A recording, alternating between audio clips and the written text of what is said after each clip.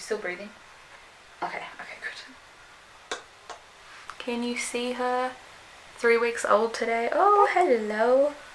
Uh-oh. Oh, no. Go back to sleep. Okay. Hi guys, welcome back to my channel. Today I'm going to be sharing my positive, natural labor story with you guys. I didn't tear my perineum for a first time mum, that's incredible. And I was discharged in 4 hours. 4 hours. So let's get started with my story. So I'm finally getting around to making this video because life has been pretty crazy. So I started getting period cramps on the 12th of April at night, but they were so far apart I just didn't track them. And so the next day on the 13th, I started to feel contractions about every 10 minutes apart, and that was about 8 p.m. on the 13th. And so they were still 10 minutes apart until I went to sleep that night. My midwife told me to try and get some rest in between the contractions, but that was just like not going to happen because I was getting contractions every 10 minutes, so I couldn't sleep. So stayed up all night having those contractions on the 13th. So the next day on the 14th, they started to get closer and closer together, and it was at around 8 p.m. on the 14th. My dates are all confused. I'm trying to remember what happened.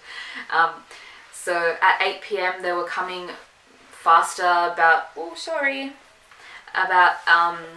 every like 8 minutes apart.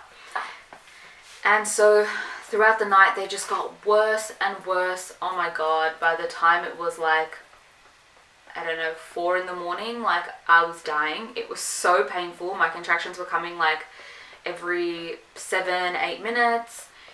And basically I just labored at home the whole time. I was getting into different positions to try and help with the pain because Alia was posterior, where her back is against my back. Yep, her back is against my back. I get back labor, so I actually didn't have any normal contractions in my uterus. It was all in my back, and it was hella painful. Are you just gonna squirm through this whole video? So I was having back labor the whole time. And my midwife actually came to visit me to see how I was going with like the labor pains, and she put me into like a really comfortable position on the couch with heaps of pillows and stuff. So that position was okay until the contractions were like 5-6 minutes apart. It was so painful to be on my side because of my back. And so the only position I found that helped was being in that like baby position where like your face is like pressed up against the floor and your butt is in the air. So you're like this would be your head and that would be your butt. And so I had to stay in that position pretty much for hours because it would take the pressure off of my cervix, and I just kept getting like lightning bolts, like of how do I explain it, like a lightning bolt feeling going up my spine because I was getting back labor. And I also kept feeling like, I don't know, like a weird weird jabs in my vagina as well. So that position pretty much just helped with the pain that I was feeling and the back labor. And I called my midwife and told her that I was getting 3 contractions in 5 minutes. And she said it was too early to come in and I should wait till I get 4 contractions in 5 minutes. So she told me to have a shower and put some hot water on my back to help with the labor pains. So I did that, and me and Matthew were in the shower for maybe 40 minutes. And then when I got out, I was like, nope, this is so painful. I need to go to the hospital. Like, I want pain relief. It was so painful. So I called her again, and then she said to come in.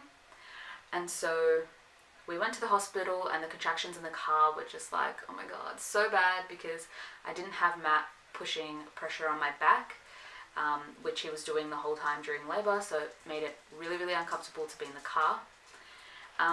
And then we got in at about 10 p.m. on the 14th. And I was so tired at this point. I took a video in the car, and you can see on my face how tired and drained I am. And so got out of the car, and then I had a contraction at the car, and then walked to the hospital doors and had a contraction at the hospital doors. And the security saw me, and he brought a wheelchair, so they wheelchaired me up to the delivery ward. And I ended up, well, Matt told them that I was in labor and, you know, I needed to be admitted, and they made me wait in the waiting room for 40 minutes before I got in. So I was in labor for 40 minutes in a waiting room. It was so bad. There was other couples there just having appointments or whatever, and I was just in full-blown labor, like making moans and groans. Like, I cared at first, and then it got so bad and painful that I stopped caring. So I finally got called in, and they had to check me, and she had to put me flat down on my back so that she could check to see how dilated I was. And that was so painful because leaning back on the chair put all of Alia's weight like on my spine, and it was excruciating. So when I got to the hospital, I was at 4.5 centimeters dilated. And so they call my midwife, and they're like, hey, we're going to admit her. She's at 4.5. So they admitted me. I went to my delivery room, and then I was in so much pain, I asked for gas. And they popped me into the shower and put hot water on my back, and I was just leaning over a birthing ball, listening to meditation music and having hot water on my back. I had the gas in my mouth, but I felt like it wasn't doing anything. Like, I was just breathing in air. I was like, this is shit. This is stupid. So when I was in pain in the bathroom, I was asking my midwife, like, I want an epidural. The pain is so painful. Like, I don't think I can do it natural.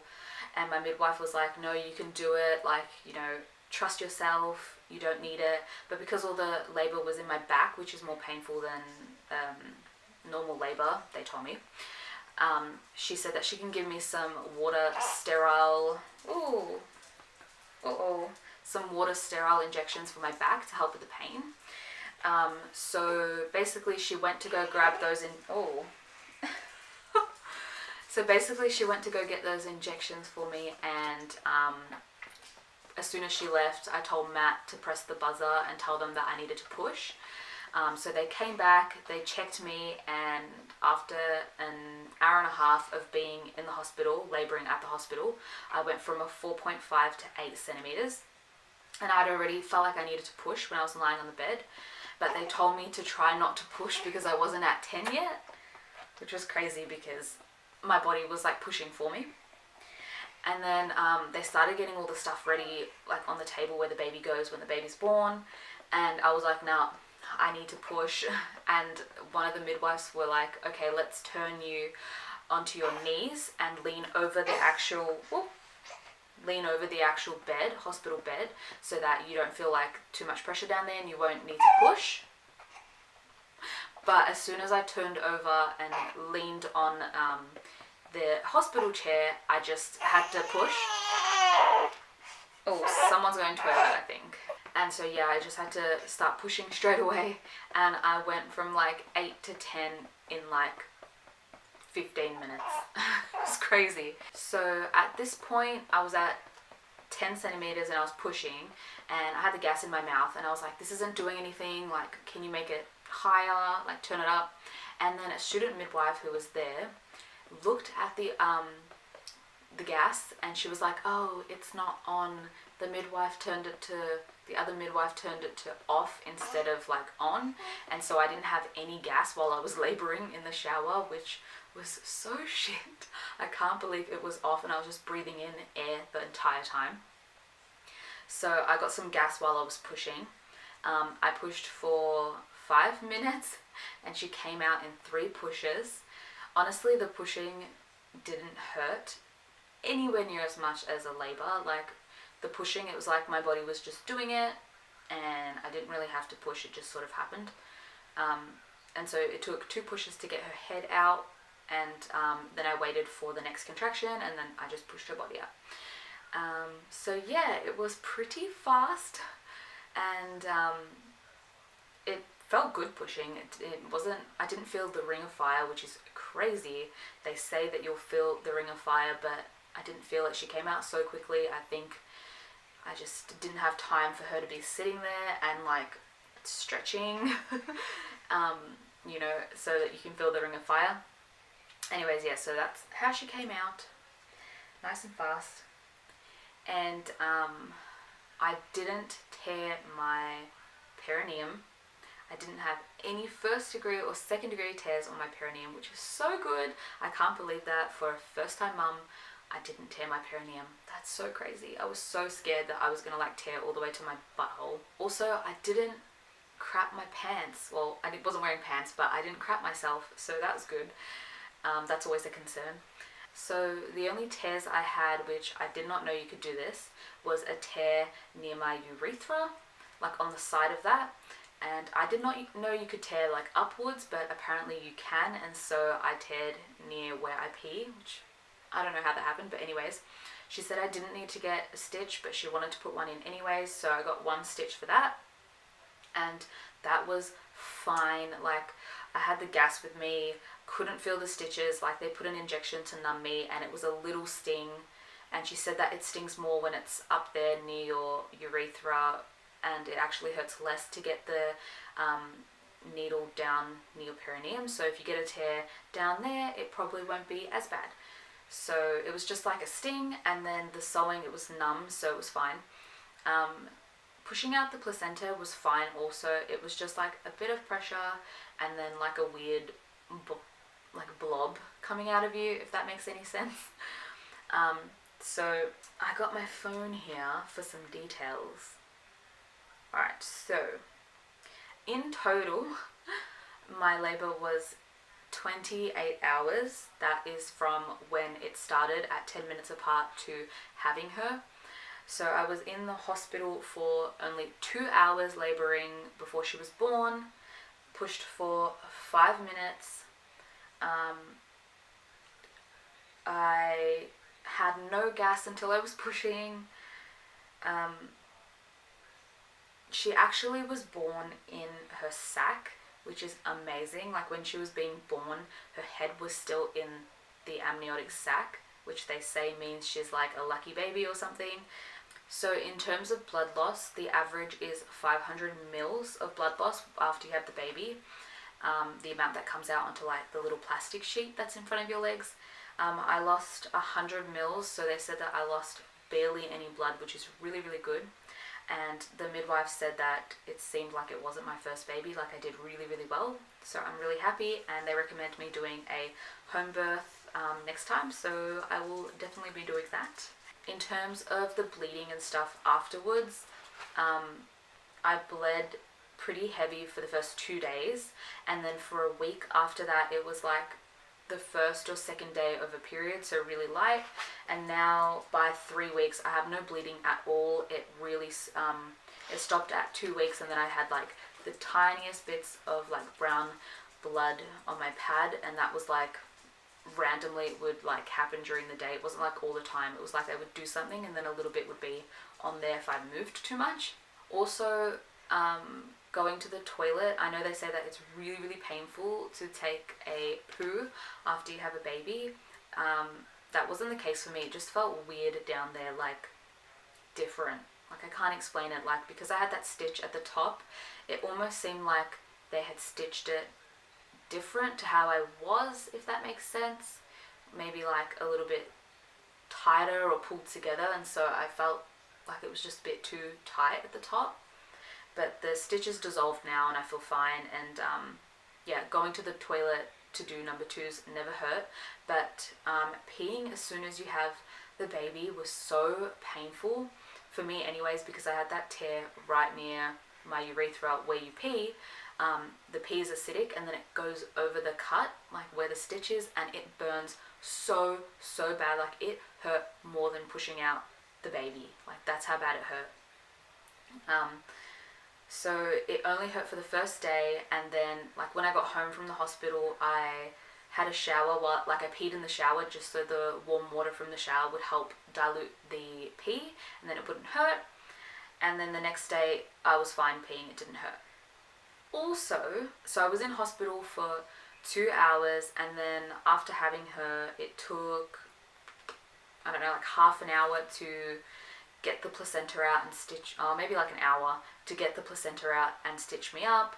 And then they went to go get some paperwork, and I just bonded with her on my chest, and they came back like an hour and a half later. Like they took an hour and a half to get some paperwork, so Matt didn't get to bond, have that skin to skin bonding until like an hour and a half after she was born, which sucked. But yeah, everything went really well. 2 hours after she was born, I got up, had a shower, cleaned up myself, and then 4 hours after she was born, we got discharged. It was a really, really smooth labor, and so I got to go home 4 hours after she was born. Everything was perfect, like textbook perfect. It's crazy because I'm part of a caseload where you get to be discharged 4 hours after you have the baby if everything goes fine, and all my family and friends are like, no, you need to stay in the hospital for like a day or two, because everyone stays for like 2 days or 4 days. But no, everything went fine, and I was just discharged in 4 hours, so that's good. And I'm also really proud that I didn't end up getting the epidural. I didn't even have the water sterile injections in my back because, you know, we ran out of time. By the time they came back, I was ready to push. So yeah, so that is my positive, super fast delivery story. I hope you enjoyed it, and I hope this helps you to not be so scared to try for a natural labor. It's really scary. Ooh. It's really scary thinking about how like your vagina can go from like this big to like this big, and the thought of it is really scary. But honestly, like our bodies are made for this, and like it's crazy. Like your body just takes over and does it. Like I don't know how, like everything is such a blur because it happened so fast, and I didn't get time to film or anything because everything was just happening so quickly. But you can do it. You got to believe in yourself, and you got to trust your body that you can do it. So yeah, I hope you enjoyed watching this video, and I'll see you in my next one. Bye. Hey. So can't remember what I was up to. I lost my train of thought. Don't wake her up. Oh, she's awake now.